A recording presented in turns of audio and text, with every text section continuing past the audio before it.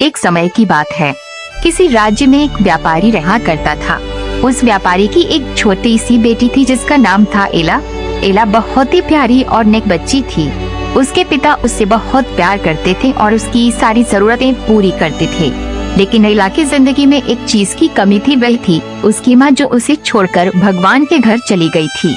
एला की इस कमी को पूरा करने के लिए उसके पिता ने दूसरी शादी कर ली। एला की नई माँ की 2 बेटियां थीं।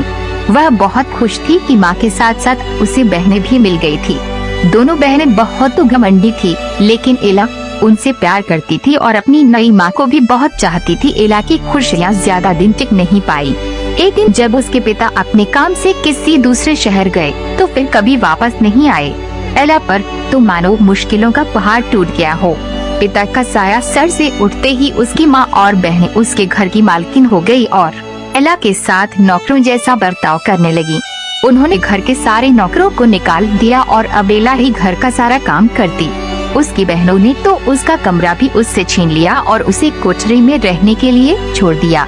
एला अपनी बहनों के पुराने कपड़े और जूते पहनती, सारा दिन उनके काम करती।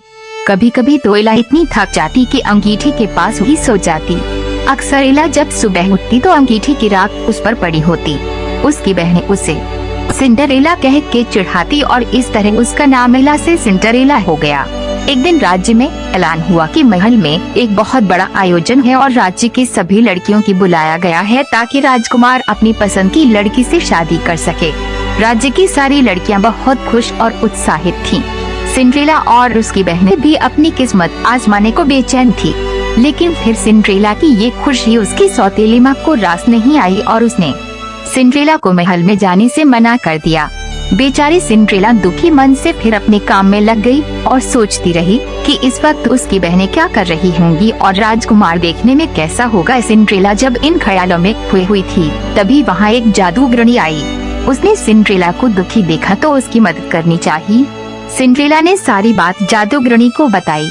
जादूगरनी ने सिंड्रेला से कहा, ओह प्यारी सिंड्रेला, मैं तुम्हारी मदद कर सकती हूँ। ये कहकर जादूगरनी ने अपनी छड़ी घुमाई और वहाँ पड़े एक बड़े से कद्दू को एक बग्घी में बदल दिया। वहीं 4 चूहे उछल कूद मचा रहे थे। जादूगरनी की नजर उन पर पड़ी तो उसने चूहों को घोड़ा बना दिया। अब जरूरत थी एक कोचवान की। जादूगरनी ने चारों तरफ नजर घुमाई तो उसे एक मेंढक दिखा और उसे कोचवान में बदल दिया। सिंड्रेला ये सब देख हैरान हो रही थी कि तभी जादूगरनी उसकी तरफ मुड़ी और अपनी जादू की छड़ी घुमा दी और पलक झपकते ही सिंड्रेला के मटमैले और फटे हुए कपड़े साफ और सुंदर हो गए। उसके पैरों में टूटी हुई चप्पल की जगह सुंदर कांच की जूती आ गई। अब सिंड्रेला महल में जाने के लिए तैयार थी। जादूगरनी ने सिंड्रेला को विदा करते हुए कहा, बेटी तू अपनी इच्छा पूरी कर ले, लेकिन याद रखना रात 12 बजते ही ये सारा जादू खत्म हो जाएगा। सिंड्रेला जब महल पहुंची तो सबकी नजरें उसी को देखने लगी। वह बहुत ही सुंदर लग रही थी। राजकुमार ने जब उसके साथ डांस करना चाहा तो सिंड्रेला की सौतेली बहनों के साथ साथ वहाँ मौजूद सभी लड़कियाँ सिंड्रेला से जलने लगी, लेकिन कोई सिंड्रेला को पहचान नहीं पाया। राजकुमार ने उसे देखते ही फैसला कर लिया था कि वह इसी लड़की से शादी करेगा। सिंड्रेला भी राजकुमार की आंखों में ऐसी डूबी कि उसे जादूगरनी की बात याद ही नहीं रही। देखते ही देखते 12 बजे गए। घंटी बजते ही सिंड्रेला को याद आया कि 12 बजे जादू खत्म हो जाना था। सिंड्रेला बिना राजकुमार से कुछ कहे वहाँ से भाग निकली।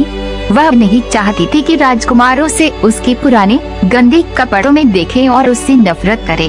भागते वक्त सिंड्रेला की कांच की एक जूती महल में ही छूट गई जो राजकुमार ने उठा ली। राजकुमार ने बहुत कोशिश की सिंड्रेला को ढूंढने की, लेकिन वह उसे कहीं नहीं मिली। सबने राजकुमार से उसे भूल जाने को कहा, लेकिन राजकुमार सिंड्रेला को भूल नहीं पा रहा था। आखिरकार सारे राज्य में ऐलान हुआ कि जिस लड़की के पैरों में वह जूती आएगी राजकुमार उसी से शादी करेंगे। राज्य में तो जैसे तूफान आ गया था। हर लड़की राजकुमार से शादी करना चाहती थी। सभी लड़कियां अपने आप को उस कांच की जूती की मालकिन बताने लगी। लड़कियों के घर जा जाकर उन्हें जूती पहनाई गई, लेकिन उनमें से किसी को भी वह पूरी नहीं आई।